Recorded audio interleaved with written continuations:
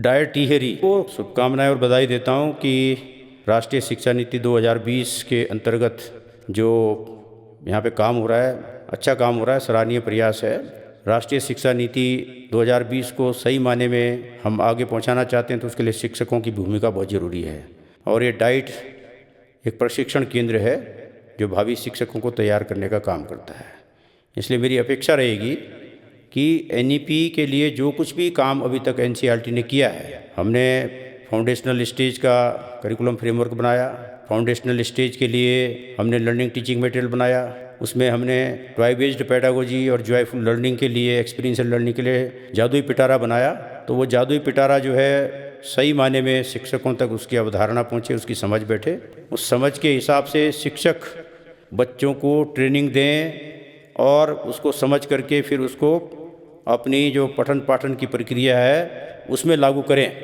तो इसलिए बहुत ज़रूरी है, फाउंडेशनल स्टेज सबसे क्रूशियल और क्रिटिकल स्टेज है, जिसमें कि हमारा अभी जो कार्यक्रम चल रहा है उसमें 3 चीज़ें हैं। अभी ईसीसी आ गया तो बाल बाटिका 1, 2, 3 और विद्या प्रवेश।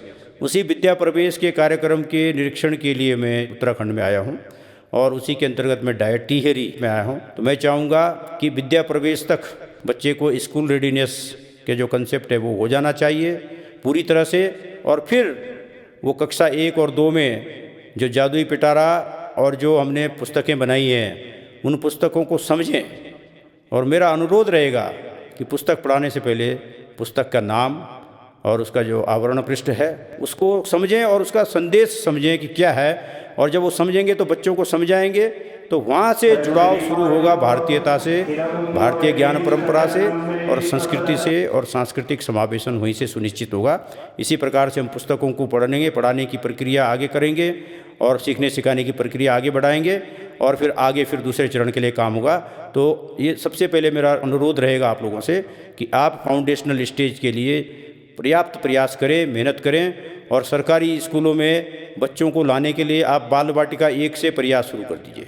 बाल बाटिका 1, 2, 3 में अगर बच्चे सही ढंग से आ गए और उनके जो अभिभावक हैं उनको समझ में आ गया कि ये ठीक है, तो फिर कक्षा 1 में आपके एडमिशन होंगे, प्रवेश होंगे, और बच्चा एक बार आपके साथ जुड़े और वो निकल जाएगा तो हमारी असफलता होगी। निकलने नहीं देना है उसको। इतना अच्छी सरकार की योजनाएं हैं और समग्र शिक्षा के अंतर्गत केंद्र सरकार भी मदद कर रही है, एनसीईआरटी आप लोगों के साथ है। हम पूरी तरह से चाहेंगे कि जो डाइट हमारा है वो सेंटर ऑफ एक्सीलेंस के रूप में डेवलप हो, जो कि सरकार का एक योजना भी है भविष्य की। तो मैं देखना चाहूँगा कि आप लोग इसको उस मुकाम तक ले जाएं और यहाँ से जो भी शिक्षक निकलें वो सचमुच राष्ट्रीय शिक्षा नीति 2020 के संभाग बने और उसका लाभ विद्यार्थियों तक पहुँचाए और समाज तक पहुँचाएँ। धन्यवाद।